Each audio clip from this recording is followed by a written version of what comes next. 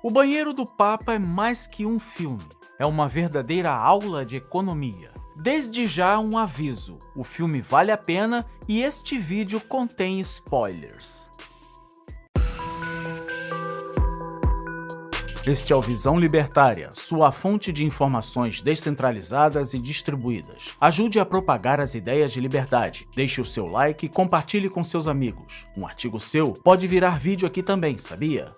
Este artigo foi escrito por Ufaratsa, foi revisado por Gordinho Caipira e será narrado por mim, Djalma Guedes. O Banheiro do Papa é o nome de um filme franco-uruguaio-brasileiro do ano de 2007. Ele é inspirado num conto chamado O Dia em que o Papa foi a Melo, que por sua vez é baseado na visita que o Papa João Paulo II fez à cidade uruguaia de Melo no ano de 1988. Tal como no conto, o filme é ambientado na cidade de Melo, uma localidade pobre situada próxima à fronteira do Uruguai com o Brasil. O nome do personagem principal é Beto. Ele é definido como um quileiro que usa uma bicicleta para levar produtos de um lado para o outro da fronteira entre o Brasil e o Uruguai, enquanto se esconde das autoridades estatais. A propósito, define-se quileiro como habitantes fronteiriços de poucos recursos financeiros que realizam contrabando em pequena escala, comprando produtos em pequenas quantidades em lugares ou lugarejos fronteiriços no Brasil para vendê-los no Uruguai. É o nosso conhecido muambeiro. É sabido que o que enriquece as pessoas, as cidades e as nações são as trocas comerciais. Portanto, de uma forma geral, as regiões de fronteiras costumam não ser tão pobres quanto a cidade de Melo, uma vez que costumam ter comércio intenso de mercadorias e pessoas que se aproveitam das tributações variáveis entre as localidades. Sendo assim, talvez o elevado nível de pobreza em Melo naquela época, pelo menos tenha sido uma licença poética do filme. Há a possibilidade de que, como se trata de um filme latino-americano, a pobreza retratada de forma acentuada em Melo tenha sido uma forma de ressaltar o aspecto da desigualdade social e da luta de classe. Ou seja, tenha sido construído para dar uma força às pautas esquerdistas que são tão presentes no cinema. Contudo, o mais provável mesmo é que a situação de miserabilidade da cidade de Melo tenha sido uma consequência do protecionismo estatal, que dificultava a ocorrência de trocas comerciais naquela região. Isso se evidencia no fato de que as autoridades alfandegárias são claramente tratadas como vilãs de um filme onde o protagonista é um contrabandista. No decorrer da trama, observamos um fato curioso. Beto descobre que um outro contrabandista da região trocou a bicicleta que usava por uma moto, o que lhe permite transportar uma quantidade maior de mercadoria com mais velocidade do que fazia anteriormente com a bicicleta. Sendo assim, notando a pressão da concorrência, Beto se articula para fazer o mesmo, comprar uma moto para não ser tirado do mercado devido à ineficiência. É interessante notar como o capitalismo é dinâmico e as leis dele são de ampla aplicação, não se restringindo a fronteiras ou regras jurídicas que estabelecem o que está dentro e fora da legalidade. Aquilo que vale para países e empresas também vale para indivíduos, inclusive os contrabandistas. Aquele que conseguiu acumular capital e investir em máquinas e tecnologias mais modernas e eficientes, no caso, uma moto, conseguiu levar vantagem competitiva sobre aquele que não o fez. Para Beto, a moto não só representaria um salto de produtividade, afinal, ele conseguiria transportar mais carga em menos tempo, como também permitiria que ele conseguisse escapar dos vilões do filme de uma forma mais eficiente, uma vez que, para apreenderem as mercadorias transportadas por Beto, por vezes os fiscais da fronteira criavam situações de risco de vida ou de lesão corporal contra o protagonista, já que, para não ser encontrado e perseguido pelas autoridades, Beto costumava atravessar a região dos Pampas sozinho por estradas mais afastadas e perigosas. Tudo isso para não ter as mercadorias que levava na bicicleta apreendidas. A pergunta que fica é: será que vale a pena o gasto estatal com funcionários públicos, veículos e combustível para proteger as pessoas de um homem pobre, praticamente idoso, que ameaça a sociedade com a bicicleta dele, transportando mercadorias mais baratas de um lado a outro da fronteira? O fato do Estado encarar tal coisa como uma ameaça e gastar recursos tomados da sociedade com isso é simplesmente esdrúxulo. Quer saber se Beto comprou a moto? Assista ao filme. Após a pausa, vamos falar dos elementos que dão nome ao filme. É chegada a hora de tratar do banheiro e do Papa.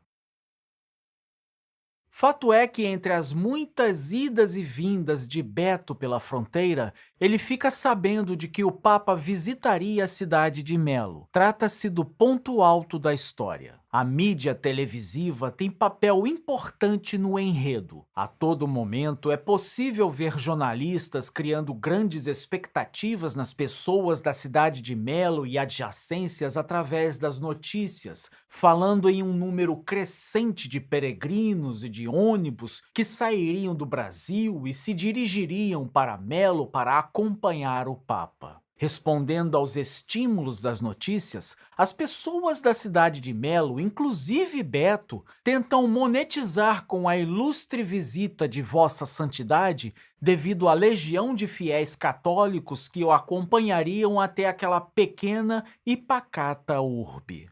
Sondando o mercado, Beto, o quileiro, percebeu que grande parte da população de Melo investiria os recursos poupados na compra de alimentos para a revenda. O objetivo das pessoas era o de preparar diversos tipos de receitas e vendê-las para um número estimado de 200 mil pessoas que se deslocariam para lá em vários ônibus, conforme a mídia martelava repetidamente. Tentando encontrar uma ideia original, diferenciada da ideia dos vizinhos, o contrabandista observou que a cidade de Melo contava com uma estrutura muito precária em diversos aspectos, dentre eles o saneamento básico. Sendo assim, ele teve a ideia de construir um banheiro com o objetivo de cobrar pelo uso do mesmo aos peregrinos visitantes. Observa-se que Beto teve uma ideia notável. Enquanto boa parte dos demais habitantes da cidade estavam concorrendo entre si vendendo produtos, no caso, alimentos, Beto conseguiu se distinguir de todos eles, investindo na prestação de um serviço, no caso, de saneamento básico, na forma de um banheiro privado. O banheiro que Beto criou no terraço dele era inclusive melhor do que aquele que ele próprio possuía dentro de casa. E não só isso, para melhor atender os futuros clientes, ele criou protocolos e deu treinamento à esposa e à filha dele para que todos pudessem atender os clientes da melhor forma possível e conseguissem lidar adequadamente com os mais diversos tipos de situações possíveis no atendimento. Consta que no grande dia da visita do Papa João Paulo II, a cidade de Melo contava com cerca de 480 barraquinhas de cachorro-quente e demais salgados, além de várias outras barracas vendendo medalhas e bandeirinhas religiosas, entre outras lembrancinhas. Cabe aqui outro alerta de spoiler. O fim do filme é surpreendente. Diria até que o final do filme é chocante para quem entende minimamente de economia, pois de forma magistral e impactante, a cena final da obra não se revela por meio de diálogos explicativos, mas se revela por meio de imagens que falam por si só para aqueles que sabem interpretá-las corretamente. Acontece que a mídia, de forma irresponsável e sensacionalista, inflou os números de peregrinos e de ônibus que estavam se dirigindo para a cidade de Melo de forma exorbitante, hiperbólica e talvez até diabólica. A imprensa fez isso o tempo todo. Inventou números desde o anúncio da visita do Papa a Melo até momentos antes da chegada do Sumo Pontífice à cidade. Vale reiterar que, como já informado, Melo era um lugar pobre e isolado, sem estrutura dentro da localidade ou para acessá-la. Tal fato pode ter tido impacto significativo nos acontecimentos, pois o número de peregrinos brasileiros na cidade de Melo foi pífio, muito aquém dos 200 mil vociferados irresponsavelmente pela televisão, chegando a ser inferior ao número de barraqueiros, que, lembre-se, eram cerca de 480, conforme já dito. Para piorar tudo, o Papa não ficou lá em Melo por mais de 15 minutos. Basicamente, o filme retrata que o Papa só deu uma volta em carro aberto pela principal via do local, saindo da cidade por onde entrou, indo embora de forma tão repentina quanto chegou.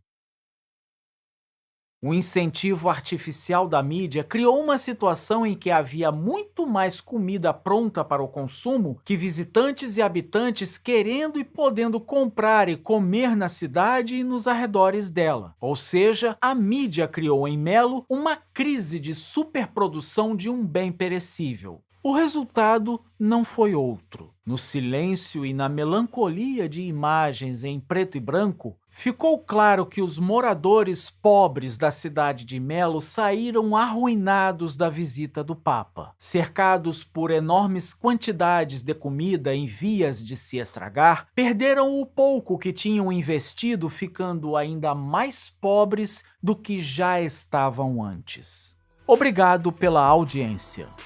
Esse é um canal colaborativo. Participe você também. Cadastre-se agora mesmo no nosso site visãolibertaria.com e envie seus artigos por lá. Os nossos colaboradores recebem recompensas em Bitcoin. Inscreva-se no canal e clique no botão da campainha para ser avisado de novos vídeos. Até a próxima e fiquem na paz.